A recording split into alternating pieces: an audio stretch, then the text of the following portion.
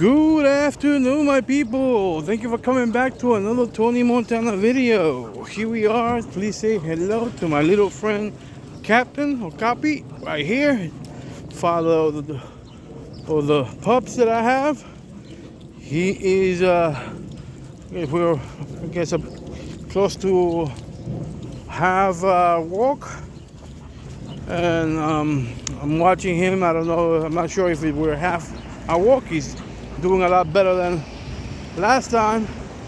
It is a lot cooler, and he has been releasing some of that internal fat in the last few times. The last few times we went for a walk, for a training walk, or whatever, however you want to label it. Oh, this is wonderful. Okay, let's see if I can show you. Come. Here we are. Better, wider look at what he's doing. Come on, boy. And here he is. It seems like he's smelling something over there, some sort of animal. Like I said, here we are walking around the urban jungle, and I wanted to talk to you guys about just debate. Maybe you guys have other things to input. The thing about difference between collar and the harness, or rather which one's better or which one is no good, if that, the pluses or the minuses, whatever you guys want to add in the comment section. I'll start with some things. Obviously you see me mostly, if not all the time, with a collar. I do own a harness, at least one harness, but I don't use them. I may use them more when they're puppies, the harness, because I don't. It's I guess gradual. Sometimes a puppy feels more comfortable not being led by the collar, by the neck. So sometimes, depending on the dog, I may put a harness on them, and obviously tie them and let them experience life outside for a bit, because they feel more free with a harness than a collar. But I personally prefer the the collar for the most part, if not all the time, because it does a number of things. The most obvious part of having a dog on a harness is better control of the animal. The ability to lead the dog in any direction you want is easier through a collar, with a collar, than the harness. Because the harness, you're just dealing with the torso. So I'm just gonna have to wait for that guy. I believe that we saw that guy with that dog. You gotta be careful because he's pulling back, so sometimes he does that.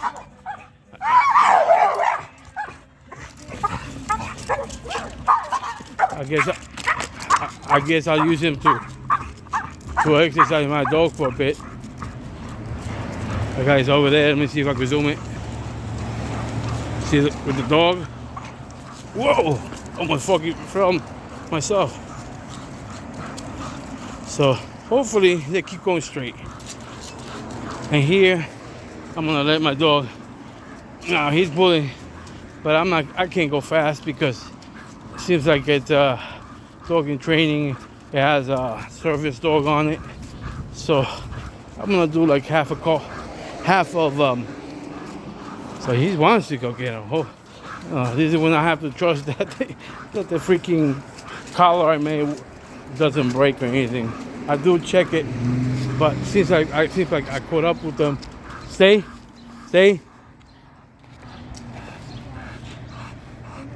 He is honing to him, and again, this doesn't mean he's a game dog. He has drive. We're not talking gameness, but I am letting him breathe because he pulled with all his might. Hey, wait. And I definitely want him to breathe, to do this type of a level of pulling more often. So So I let him breathe, and at the same time give that other person space so that he makes it to the other corner. By the time I'm in the middle, we can continue on this. All right, so come on. Now I'll allow him to go a little faster because I gave that person and that dog enough lead so that we don't have to worry about getting too close to him. Right now, kind of like I think he lost track of him, and he's looking for him around the tires, and that's not what I want. I definitely want him to see the dog, just so that he can be motivated to pull more. All right, oh, you gotta be careful. They are over there. See, we are enjoying ourselves here, keeping everything safe.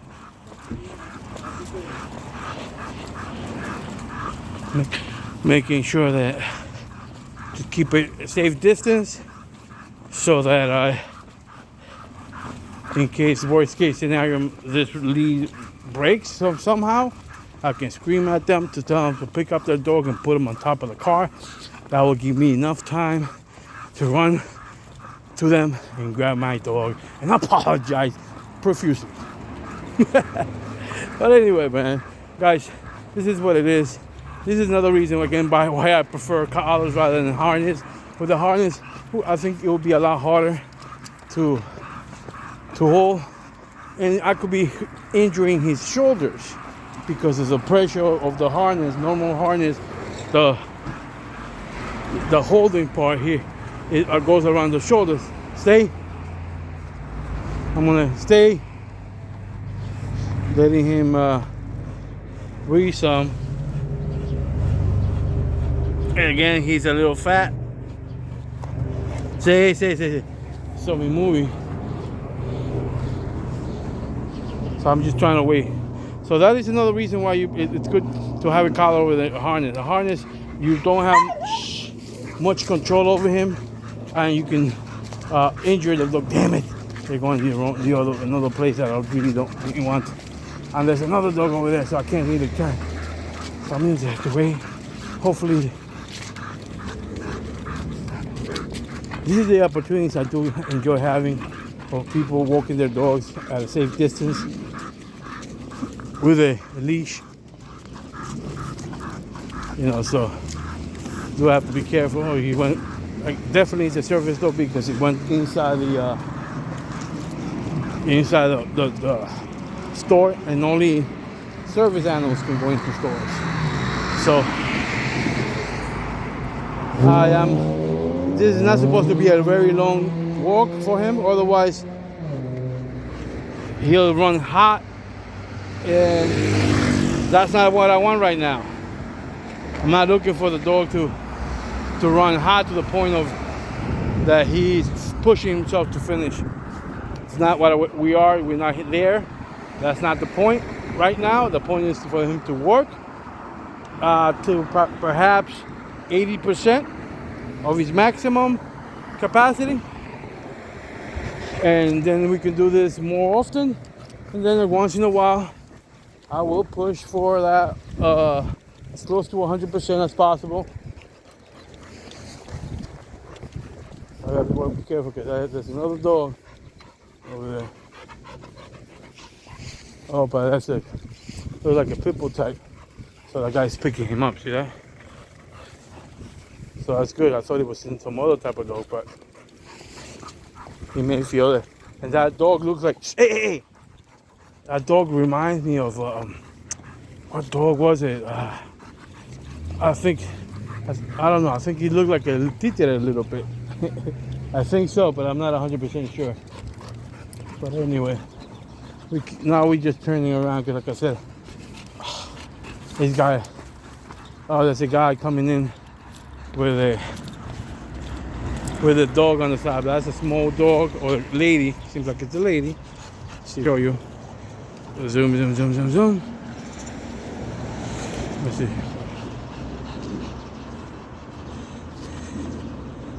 That lady is holding a dog.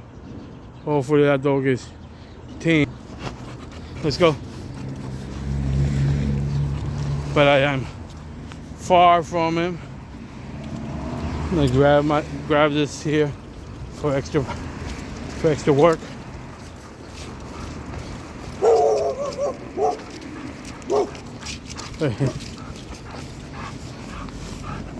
Okay, the dog barked, but it was a bark like, hey, it wasn't an aggressive bark. I did like the way my dog reacted. Didn't see any issue. The dog was a female, from what I don't know. I thought it was a female, and that barking was not an aggressive barking at all. So my dog didn't act like he acts when he sees males, when he acts when he sees big animals. But he's also breathing hard now. I'm gonna give him a break after I'm done through here, because a lot of people in these parks, they tend to, all right, let's go this way. They tend to go, like when they're in these park areas, open, to let their dogs loose, even though that's not legal. They still do it, and they feel like they're like, oh, that's my right. It's not your freaking right. As a matter of fact, I think it was this one or the one, the open field in the back, that I had a confrontation with a Hispanic that had to oh great, another dog. Let me go this way.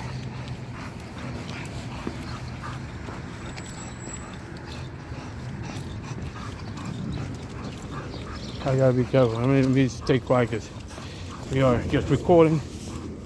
You got him, right? No, you got your dog. He looked amped up. No, he's not showing friendliness. He's not showing friendliness.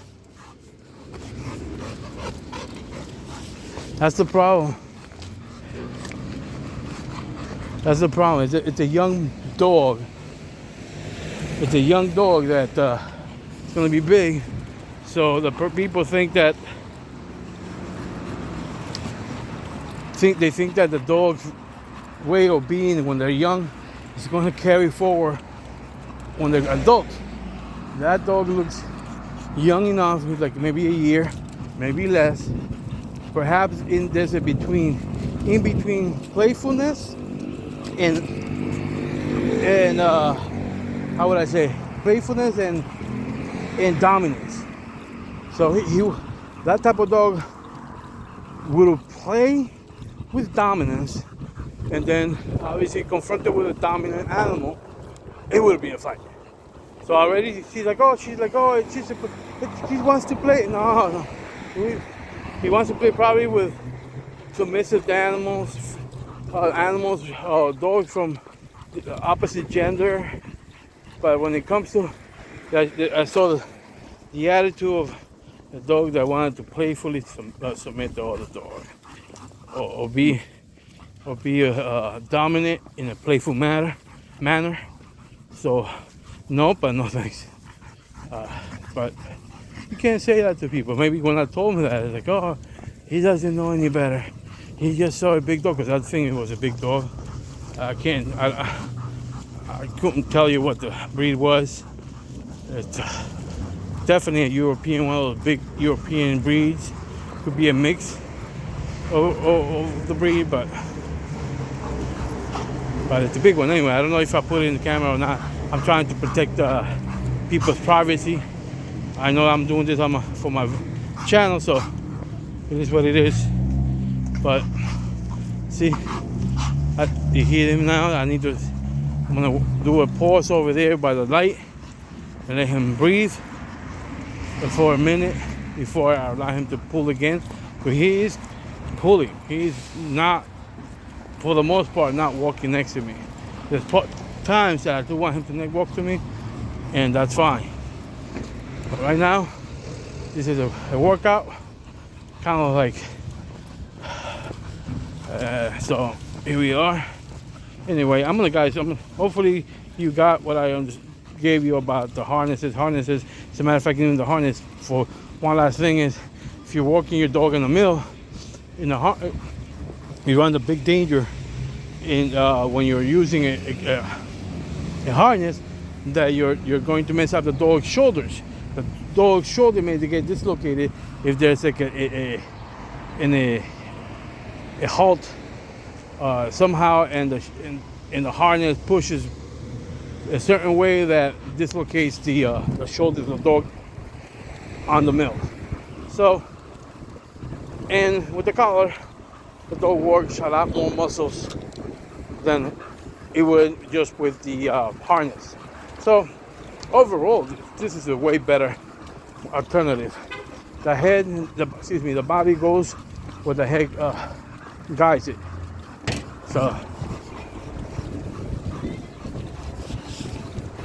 anyway, this is Tony Montana signing off. I just gotta finish this walk, and I can eat, yes. Anyway, peace. Till next time.